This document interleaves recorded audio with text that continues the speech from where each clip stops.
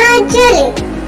ओ हाथी राजा कहाँ चले, सूंड हिला के कहाँ चले, हाथी राजा कहाँ चले, सूंड हिला के कहाँ चले। तो प्यारे बच्चों, कैसी लगी आपको ये पोएम? मुझे जरूर बताइएगा ताकि मैं आप लोगों के लिए और भी ज्यादा अच्छी अच्छी